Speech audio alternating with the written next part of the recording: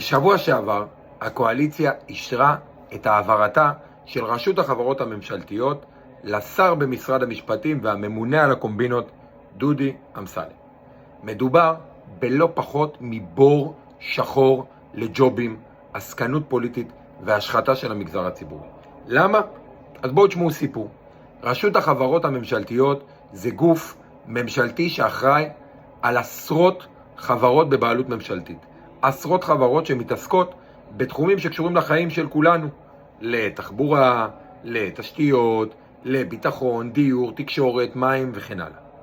בין החברות שהרשות אחראית עליהן זה חברת החשמל, מקורות, רכבת ישראל, אתם שומעים את הצ'יצ'ינג, נתיבי ישראל, נטע, שזה הרכבות הקלות והמטרו, הנמלים, נתיבי איילון, תעשייה אווירית, רפאל, בקיצור, החברה למתנסים, עמידר, בקיצור, מלא ג'ובות.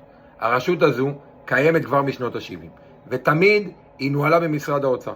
לאורך השנים היו לא מעט בעיות של מינויים פוליטיים וכל מיני קומבינות כאלה ואחרות, מה שכמובן כל קומבינה כזו דופקת באופן ישיר כל אחד ואחת מאיתנו. כי אנחנו נקבל רכבת פחות טובה, חברת חשמל פחות טובה, מתנסים פחות איכותיים וכך הלאה. ואני בכלל לא מתחיל על הכסף, לדבר על הכסף הציבורי שעובר לכאורה ידיים, פה מכרז שנתפר, שם איזה ספק מקומבן. בקיצור, פרטיה. ב-2013, כשיאיר לפיד היה שר אוצר וביבי היה ראש ממשלה, הוקמה נבחרת הדירקטורים. הרעיון הוא להפסיק את הבורדל הזה ולייצר נבחרת של דירקטורים פוטנציאליים שעוברים סינון קפדני.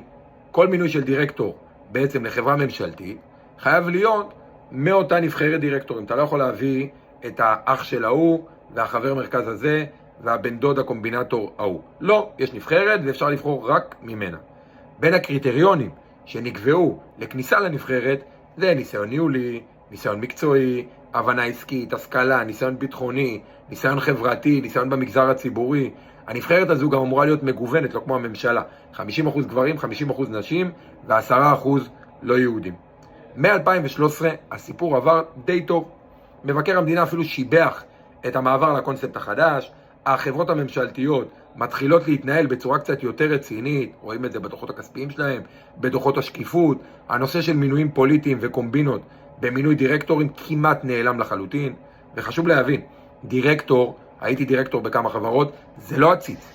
דירקטורים ודירקטוריון חזק, יש להם תפקיד חשוב בחברה ציבורית ופרטית ובטח ממשלתית, שהמנכ"ל וההנהלה של החברה לבדוק שהם מתנהלים נכון, שיש מנהל תקין בתוך החברה. התפקיד שלהם זה לאשר עסקאות גדולות, לאשר מינויים חשובים. בקיצור, בוא נחזור רגע לאמסלם דוד. כבר ב-2020, רשות החברות עברה לידיו בפעם הראשונה. הוא היה שר הדיגיטל. מה הקשר בין שר הדיגיטל לבין רשות החברות? אין לי תשובה. מריח, הקשר הזה מריח מסריח, אבל אין תשובה. אחד הדברים הראשונים שהוא עשה בסיבוב הקודם, זה הוא ניסה לבטל את נבחרת הדירקטורים. למה?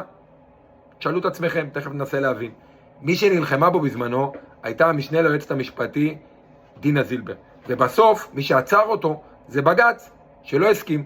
הוא עצר אותו מלבטל את הנבחרת, והממשלה נפלה קצת אחרי זה בלי קשר, אז הוא לא הספיק לעקוף את זה או לערער על זה וכן הלאה.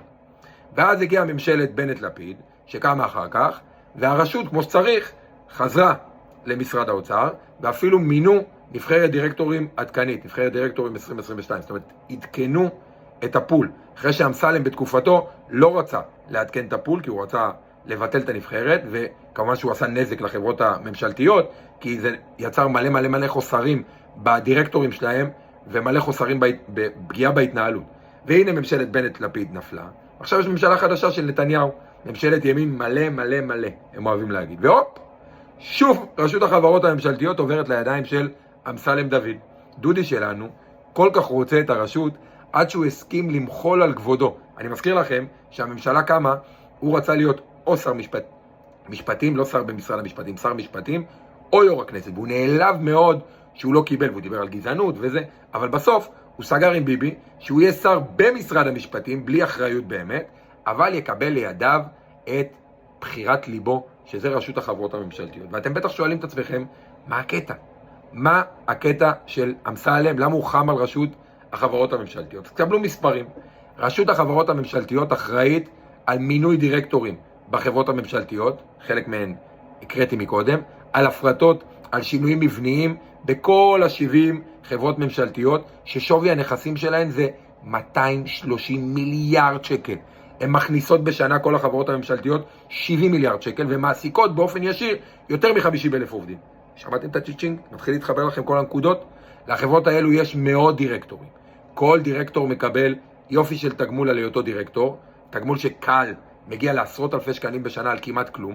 בנוסף, הוא יושב במוקד כוח, אותו דירקטור שמינית, הוא יכול לקבל החלטות ולהשפיע על מינוי של בכירים באותה חברה ממשלתית, על התקשרויות עסקיות עם ספקים, על כל מיני עסקאות גדולות ופרויקטים משמעותיים ואסטרטגיים.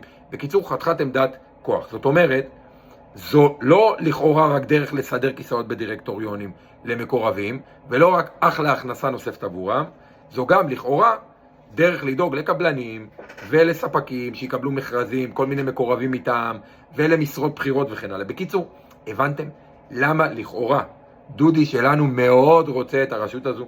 לא בשביל לדאוג לתושבים מדימונה, או מאופקים, או מבית שאן, שהוא עלק מייצג אותם, שהם יקבלו שירות יותר טוב נגיד מחברת חשמל, או מהרכבת, או מהדואר, או מנטה, או מחברות ממשלתיות אחרות. לא, חס ושלום.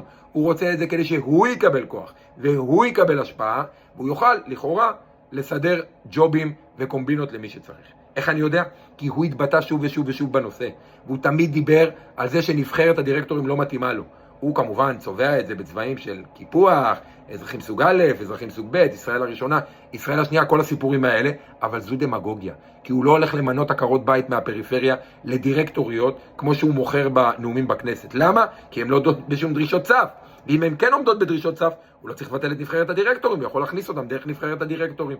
האמת היא שהוא רוצה לעשות מינויים לא א' ולא ב', אלא סוג זין. מה שידפוק את כולנו.